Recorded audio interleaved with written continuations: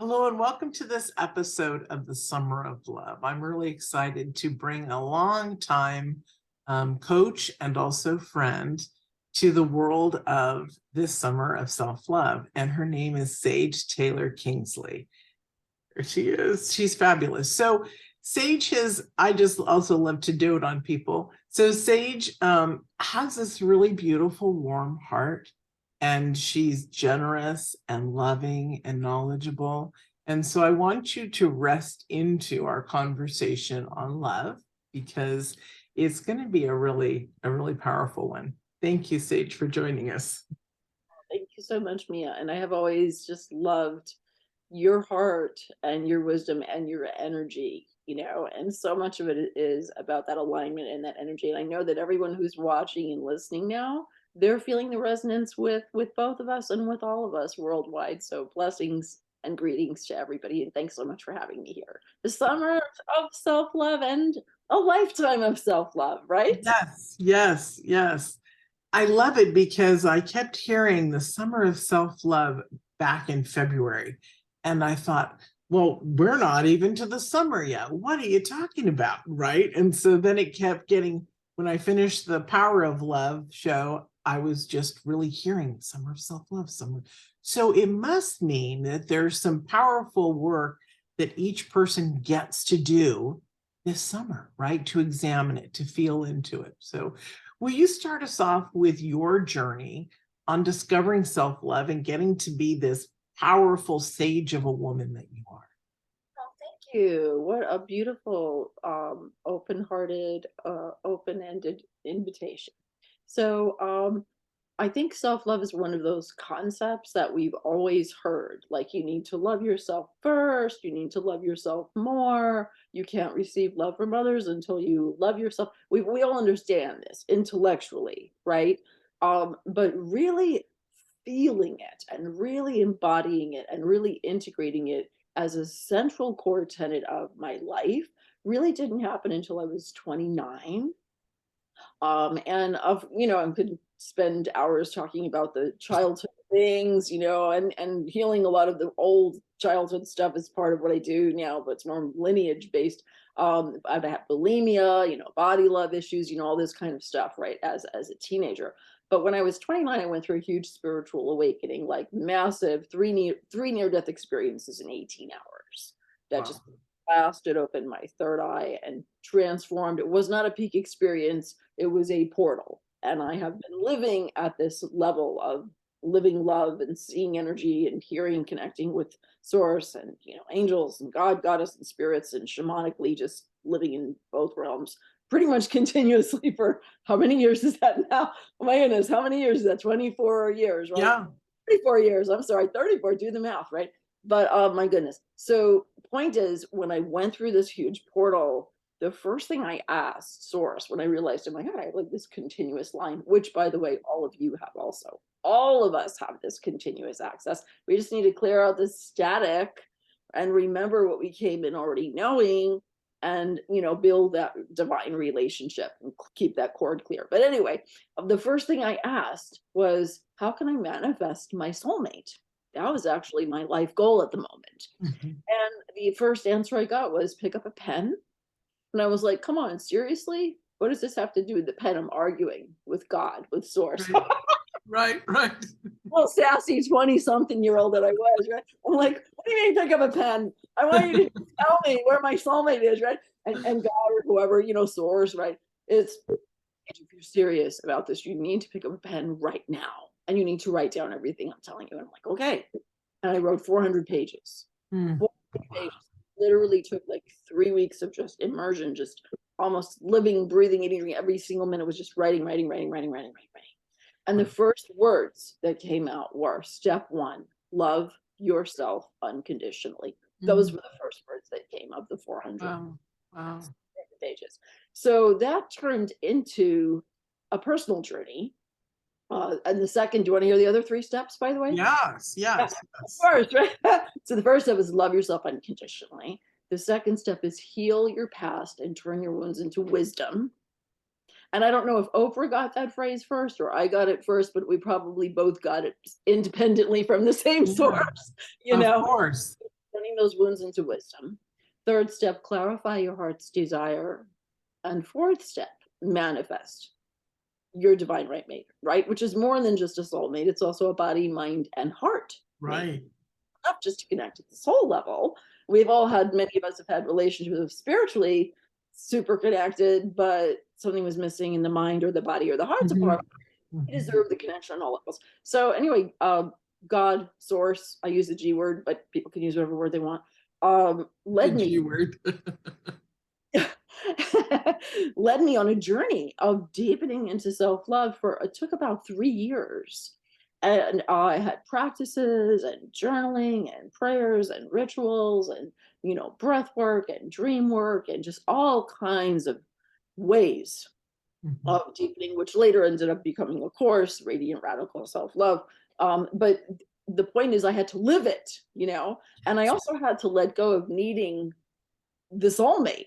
I had to get to the point where I realized, like, regardless if and when who I'm with or who out there is loving me or for how long or what that looks like or feels like, or in any of my relationships, regardless of out here, I need to love me. I need to become my own soulmate. I need to become in love with life. Like literally, I don't know if some of you can feel my energy now. I am making love with life.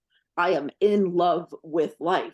So this not only does it help you attract and nurture amazing love relationship or relationships that are perfect for you at the time, and that exact what you need, but it also just raises your vibration, makes you this like sparkly, mostly joyous, like I'm literally happy probably like 80, 85% of the time. And then I'm kind of like neutral, maybe another 10% of the time. And then I kind of feel crappy, sad, anxious, scared, sad, worried, all those difficult emotions, which are also teachers and are also important. They are, right. I don't call them negative, but they're just uncomfortable, maybe 5, 10% of the time, whatever. But you really can raise your whole. I have a mathematics and engineering background way back in the original time, so I've got this strong left brain thing going on. I'm always thinking in terms of math and like visual, graphs and charts. But like you can raise the bar. If you think about like your emotional states, we all have ups and downs, right? But you can literally self-love, I'm telling you, is like one of the most important keys. All aspects of self-love, I would say it's even the most important key to raise your entire experience of life. So you're still gonna have ups and downs, but like your bar, like your sort of central, axis that it's going up and down is in the positive realm, instead of like having these terrible dips where you're like, oh my God, life sucks. What am I even doing here? What am I even thinking? And like dwelling in that state. However, it's not about spiritual bypassing. It's not, the answer is not, let's just get the love and light shaker. I call it that, let's just sprinkle some love and light on it. All these negative things. No, I'm just going to sprinkle some love and light. I am peace, I am love, I am joy, I am prosperous, I am loved. Right.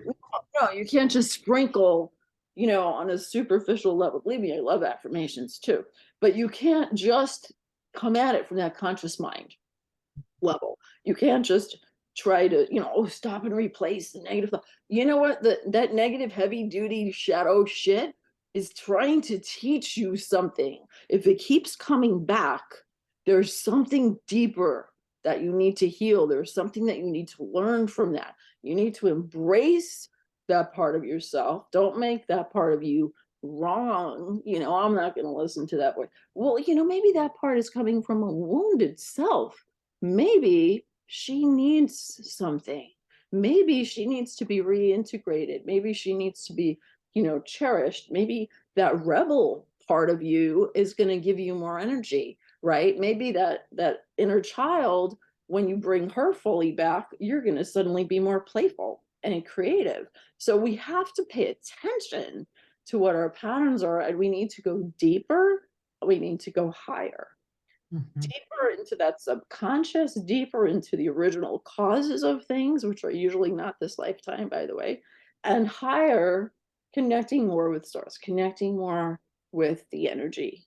I'm a tantrika too, so I work with the chakras and the kundalini and the energy and the male and female energy and all of that too. So there are so many tools, right? And we can spend our lifetime exploring different tools and sharing the ones that resonate for us if we're called to step up and pay it forward in that way. But the most important thing is that you are listening to your own intuition. You're loving yourself. You're making yourself the star in your own show, the center in your own universe. You know, before preparing for this interview, I woke up this morning and I thought, what do I need to do to prepare? And the answer was just go love yourself. Mm. And Isn't that beautiful? I literally spent an hour in my ginormous antique vintage bathtub. Talk about an act of self-love buying that thing, man. Oh, I love my baths. I am a bath girl. Whatever it is, that's your thing. And your self-love acts and practices, they're going to change over time to some degree because you're always changing and growing and Right. evolving. Maybe you need to do more grounding exercises this week or today. Maybe you need to do more movement, you know, maybe you need more certain type of herbs, or oils or different visualization practices or energy work practices. Maybe you need to work with a particular teacher or course or healer or program, or whatever it is. Trust that the universe is going to bring to you the opportunities, right? And then one thing we need to get really good at with self-love is, I call it, learning how to use your no muscle and your yes muscle. Mm. Right? So just because an opportunity shows up doesn't mean it's automatically a yes. It might be an opportunity for you to use your no muscle Mm-hmm. and be like, no, thank you, or not right now, You know, or fuck no, right. It's very interesting because recently I've noticed, so your no and your yes muscle is direct in congruency with who you are in your self-love.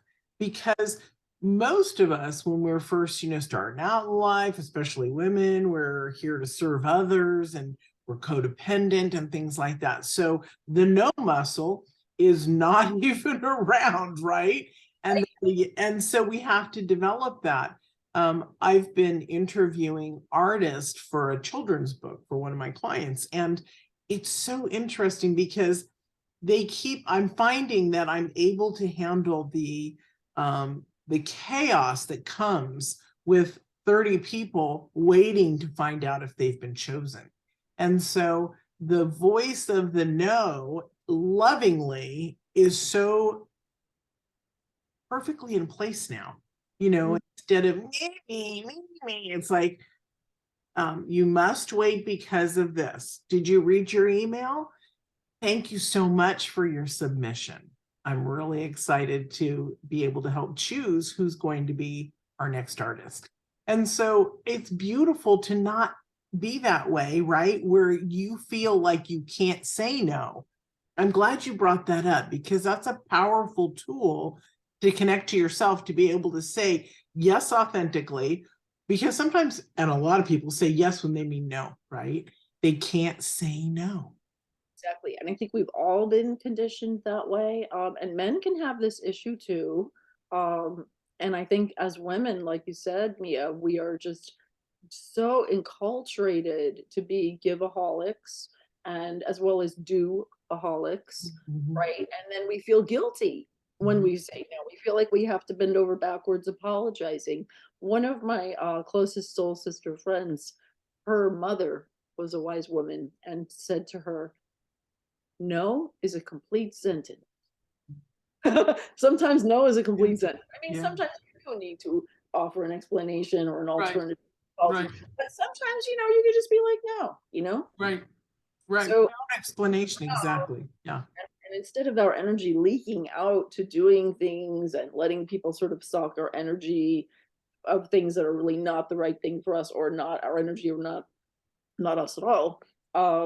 When we can own that no and be like, no, then we are freed up to focus on our yes. We're focused on our, instead of just hell yes, I say heavens yes, like earth yes, like absolutely yes, Yeah. Yeah. and our passion and our joy and our zest for living comes back. And isn't that what we all want? Isn't that what we Right. all need?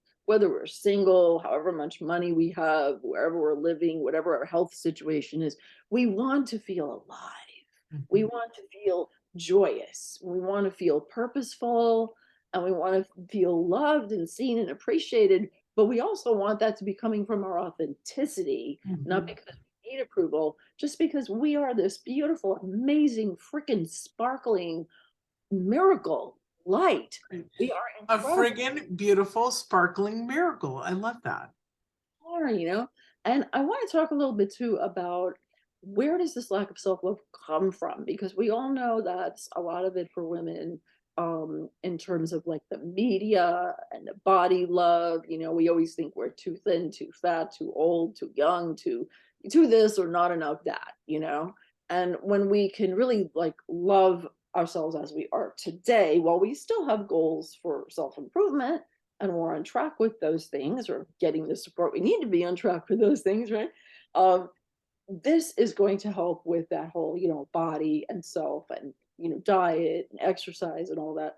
But it's also a lot more than just the media influence and relationships and school and church or whatever, temple, whatever. It's more than that, because it's really from our lineage. And I truly Mhm. doing this healing generational trauma, healing the mother wound, the father wound, even the sister wound for women. Mhm. They're called the sister wound, where you have felt Right.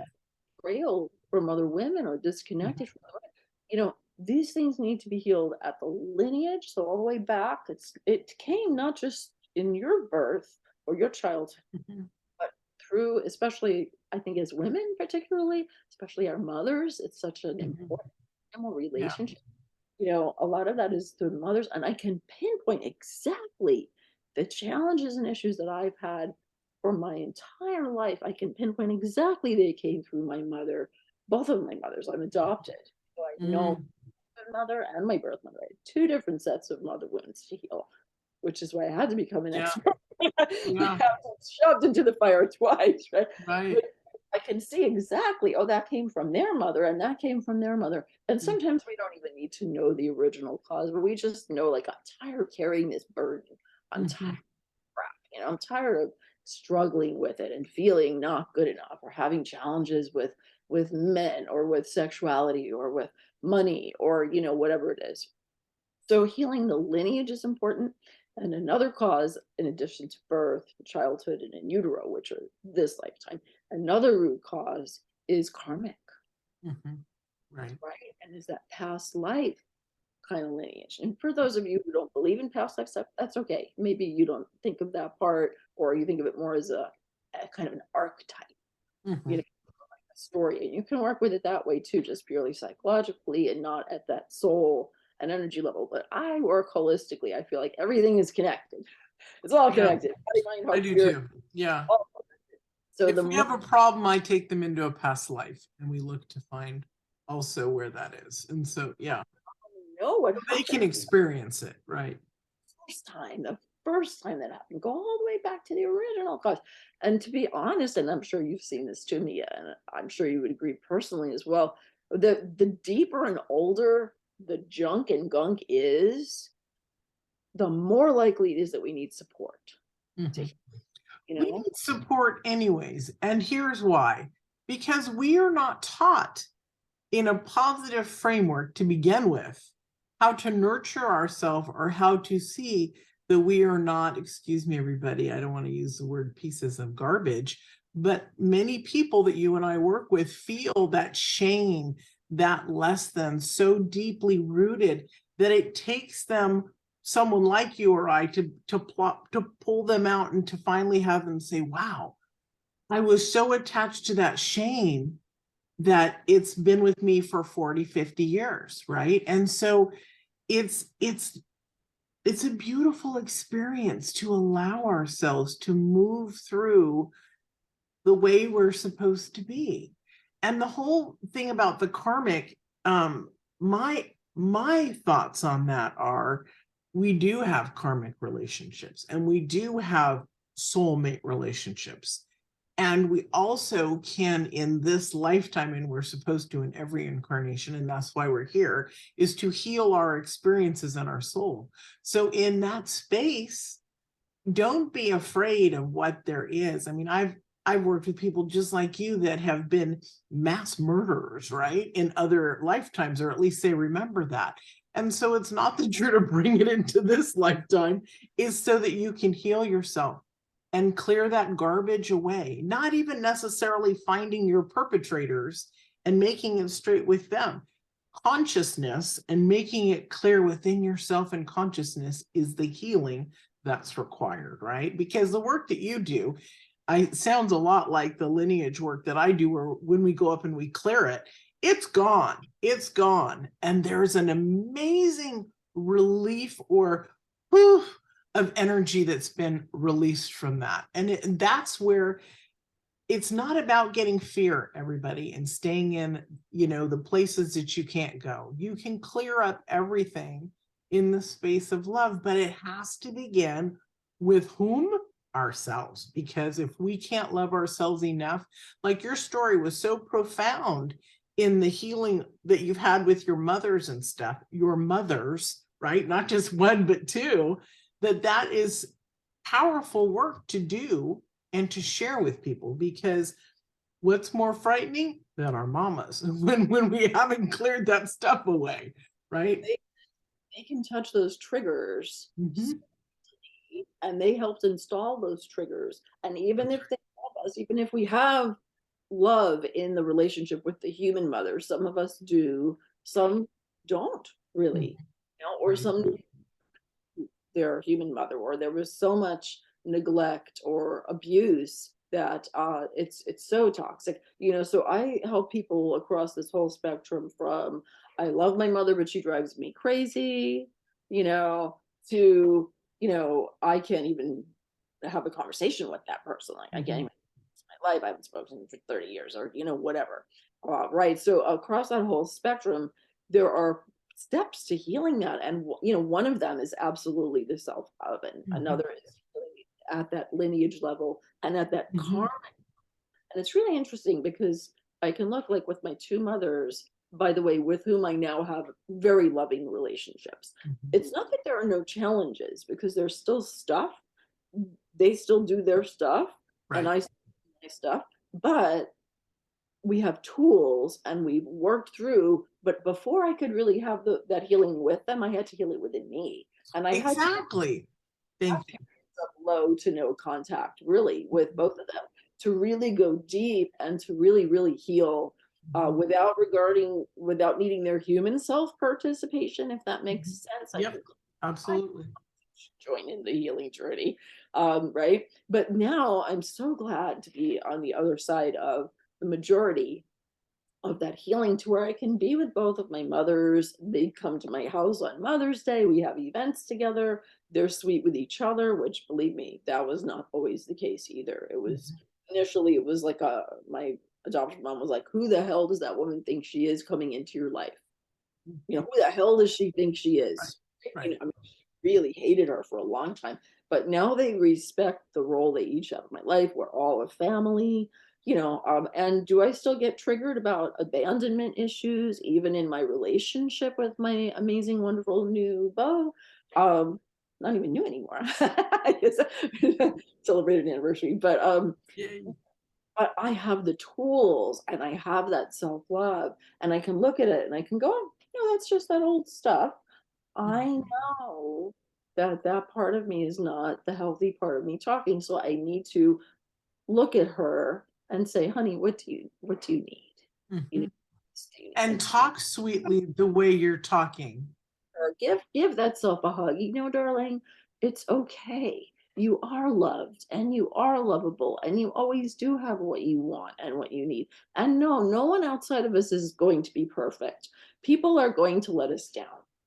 They're going to be forgetful. They're going to be unconscious. Sometimes they might even be mean. If they're mean, I don't keep them in my life, right? But most people that are in my life, that I'm very close with, my inner circle, they just, if they forget, it's not that they intended to hurt me, but that little child inside gets all like, oh, right. But now I can move through that so much more smoothly. You know, in the medical model, we talk about intensity, duration, and frequency. Like if someone has pain, they say has duration, frequency, or intensity. You know where are those? Mhm. So what we do is it's a spiral. It's a spiral where we're going to have the issues come up. There is no magic wand. If someone tells you, pay me $10,000 for this course and all your problems are going to be solved, and you're just going to be like, la, la, la, you're going to have the perfect relationship, you're going to have perfect money, perfect everything, perfect health, run away. They're full of BS, BS. No, Because the individual also has to be a participant. It's not a magic wand. it's about spiral. It's a Yeah. spiral. As we come back, we go, you know what? I haven't had to deal with that for a very long time. I'm feeling much less triggered about it. And I'm so much more kind to myself. I'm able to use my tools and I'm able to move through it really quickly. Something that might have thrown me off track for weeks or months in the past, now it's literally minutes. It's literally like tiny little bump, if anything, right? And I don't even have too many bumps. Mhm. So, you know, that self love, Bravo. healing at the root cause. And then as far as the yes and no muscle, one of the, I actually created a module for this in my mother wound healing course because it sort of wrote itself. I wasn't planning to teach it, but it Mhm. just sort of kept coming out in the conversations with in the program, and it's becoming a boundary badass, becoming a boundary badass, Yeah. but in a good way, in a good way. And Yeah. how Yeah. use that yes and no muscle in a good way. And especially because my adoptive mom, God bless her, and also my birth mom, different issues there. But my adoptive mom is narcissistic. And so with a narcissistic mother, no matter how much you give, no matter how much you do, it's never going to feel like enough. They're always going to pull on your energy. They're always going to want more. They're always going to be kind of critical, you know, micromanaging, controlling, you know, all this stuff. So with that kind of person in our lives, whether it's a mother or some other person, um, we have got to be really good at what I call shields up, Captain. I'm a Trekkie, Mhm. Star Trek Mhm. original Yeah. series. Next generation was also good. But you know, shields up, Captain. Before you even open that email, before you even look at the text, before you have a phone call with them or spend time with them, learn how to put your shields up, adjust your aura so it's semi-permeable. We have to master our energy fields. We really can become masterful at this, as I you know so well. So it's the protection, right? And then it's also the clearing. Because Mhm. sometimes if we do try to accidentally take on their stuff or they're trying to dump their stuff on us, if we had a little hole in the aura, we forgot to put our shields up, or maybe a little section the shields needed repairs. Scotty, we need the segment, you know, 17.3A shielding needs to be fixed. You know, and you and I have shamanic tools for fixing that, right? Or Scotty, right? I love that. It gets in, and then we needed to clear. We need clearing. Okay, all right, clearing. You know, and you know, I do Reiki. I'm a Reiki master and teacher and stuff, and you know, there's all sorts of techniques Mhm. for clearing. So, but getting more like conscious with protection, clearing, then we can enjoy our people more. We can enjoy life more. You know, even if I go into a grocery store, sometimes I'm kind of like, you know, shields up. Like I don't want Mhm. to, because I'm an energetic empath, Mhm.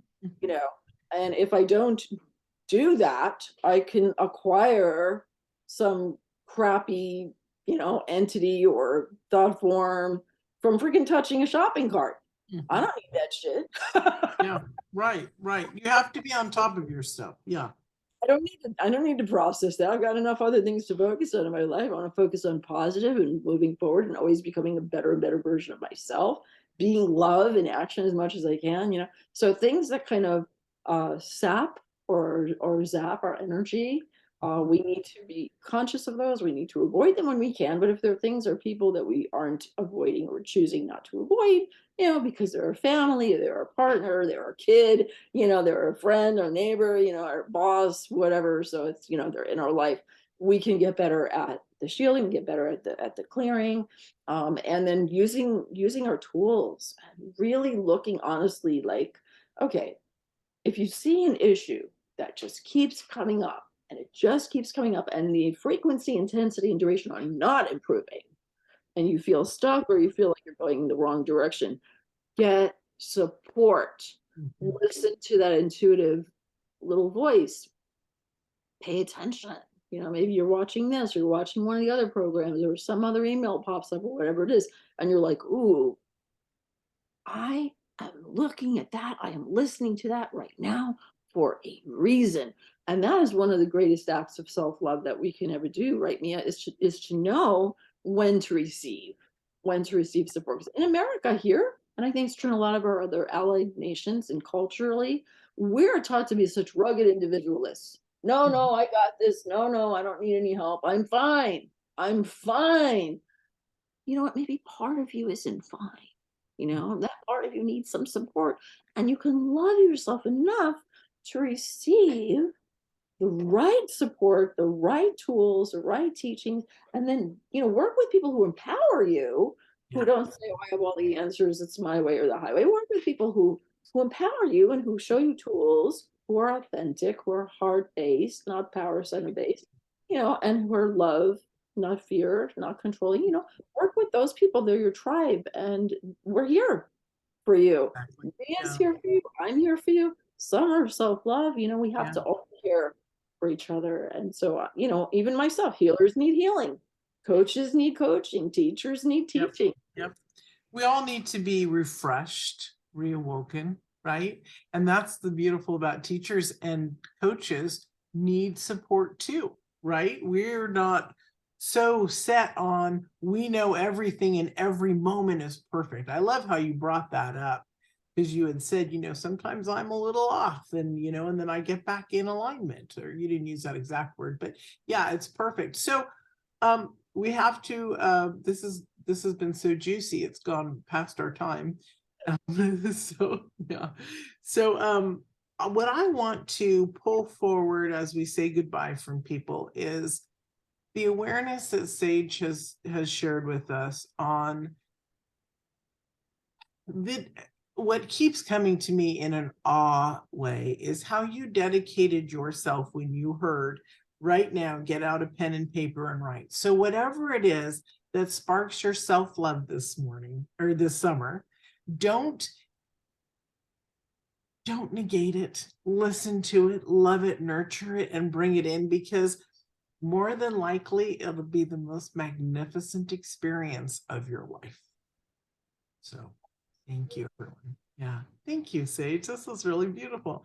And this is the first time in 15 years that I've been able to interview Sage. So she didn't do a lot of interviews because she was so busy. She's so busy, but she loves me. So thank you. Oh, absolutely. And I love you too, Mia. And thank you so much. It's just always a joy to co-create in Yeah, not only summer of love, but in the spirit and in the energy of love. And thank so, you. I'm amen. really honored that you're here. So thank you. Thank you so much. All right, everybody. Enjoy this episode and let us know what you think. Write back or write in the Facebook group.